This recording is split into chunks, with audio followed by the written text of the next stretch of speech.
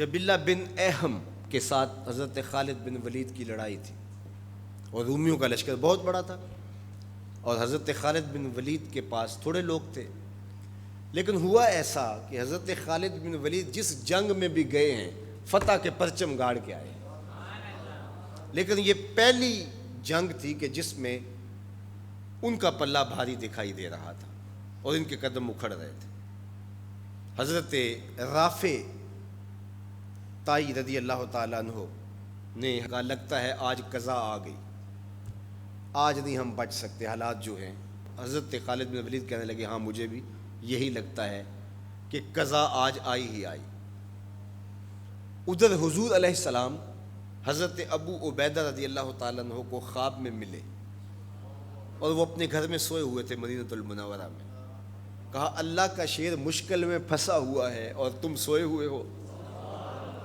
حضرت ابو عبیدہ رضی اللہ تعالیٰ عنہ رات کو ہی اٹھے, بیدار ہوئے اور اعلان کروا دیا. شہر میں اعلان ہونے لگا مدینہ المنورہ میں, جلدی تیار ہو جاؤ, حضرت خالد بن ولید کی مدد کو پہنچنا ہے. انہیں کتنا یقین تھا کہ حضور خواب میں آئے ہیں تو حضور ہی آئے ہیں, کوئی وہم نہیں سمجھا. جلدی جلدی اعلان کروا دیے, مجاہد جمع ہونے لگے اور دیکھتے دیکھتے لشکر تیار ہو گیا. تو انہوں نے محسوس کیا کہ لشکر سے ہٹ کے کوئی سوار چل رہا ہے, تو انہیں کوئی شک گزرا کہ کوئی جاسوس نہ ہو. ذرا مزید اس کی جستجو کی تو وہ نقاب پوش بھی تھا, تو شک اور زیادہ بڑھ گیا.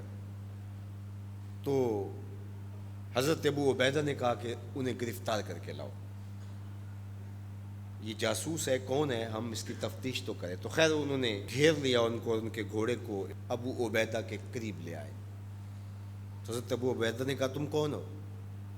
انہوں نے تھوڑا سا قریب ہو کے کہا کہ میں خالد بن ولید کی بیوی ام تمیم ہوں. جب آپ نے اعلان کیا کہ خالد مشکل میں ہے تو میں پریشان ہو گئی کہ اللہ کا شیر تو کبھی مشکل میں آیا نہیں تھا, آج کیا ہوا؟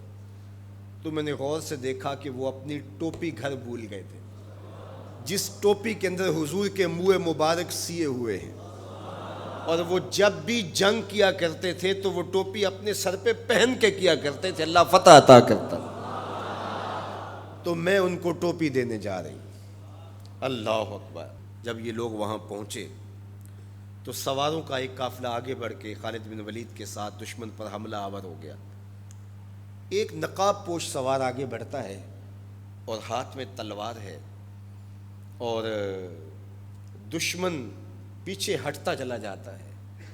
تو خالد بن ولید کو رشک آیا اس کی بہادری پہ, اور خوش بھی ہوئے, اور حالت جنگ میں اپنے گھوڑے کو ایڑ لگا کر کے اس سوار کے قریب ہوئے اور کہا نقاب پوش جوان تم کون ہو, اتنی بہادری سے لڑ رہے ہو؟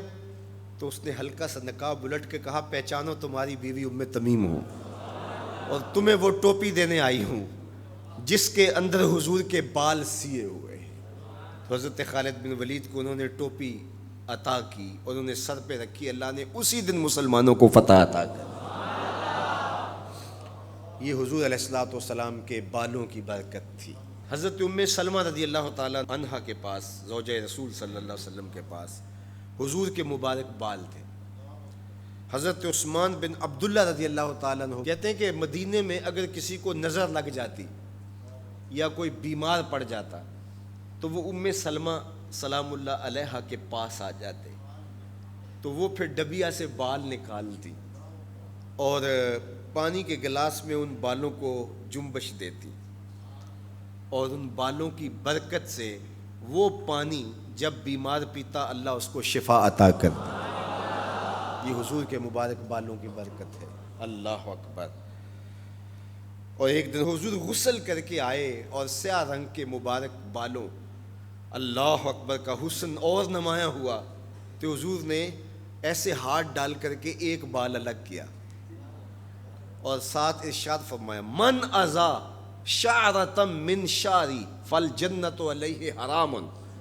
سن لو جس نے میرے بالوں میں سے ایک بال کو بھی اذیت دی اس پر اللہ کی جنت حرام ہے.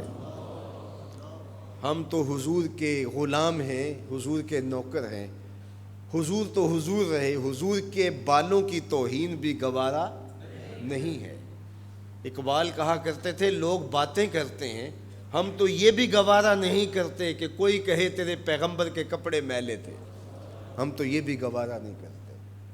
مغرب اس کیفیت کو سمجھتا نہیں ہے، اور وہ سمجھتا ہے کہ شاید ان حرکتوں سے میں مسلمانوں کے دلوں سے ان کے پیغمبر کی عظمت کو چھین لوں گا، نکال دوں گا، لیکن اسے بھول ہو گئی ہے۔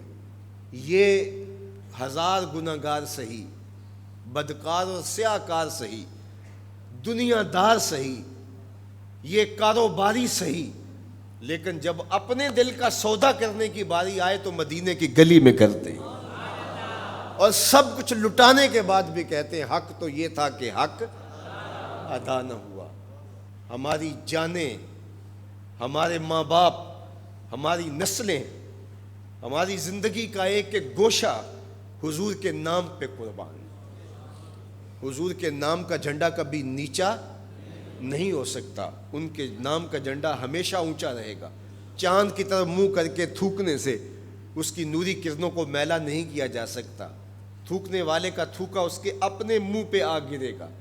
تبت یدا ابی لہب و تب کا تازیانہ آج بھی دشمنان رسول اور شاتمان رسول پہ برس رہا ہے، اور میرے نبی کا نام کل بھی اونچا تھا، میرے نبی کا نام آج بھی اونچا ہے، رہے گا یوں ہی ان کا چرچا رہے گا، پڑے خاک ہو جائیں جل جانے والے۔ ہمیں غور کرنا ہوگا کہ آج ہمارے اوپر یہ جو آزمائشیں اور یہ ابتلائیں ہیں اور یہ امتحانات سے ہمیں گزرنا پڑتا ہے، اس سے دردناک امتحان امت کے لیے کیا ہو سکتا ہے؟ تو کیا اب بھی ہم فرقوں میں بٹے رہیں گے؟ اب بھی ہم ایک دوسرے کے گریبان نوچتے رہیں گے؟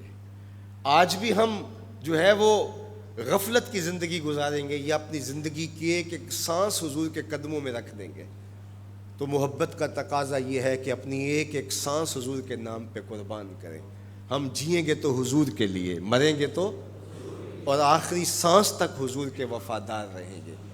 اور یہ ہماری زبان سے نہیں، ہمارے قلب سے، ہماری روحوں سے ہمارا عہد ہے، ہمارا ارادہ ہے۔ حضور ہمارے ماں باپ آپ پہ قربان، ہماری نسلیں آپ پہ قربان۔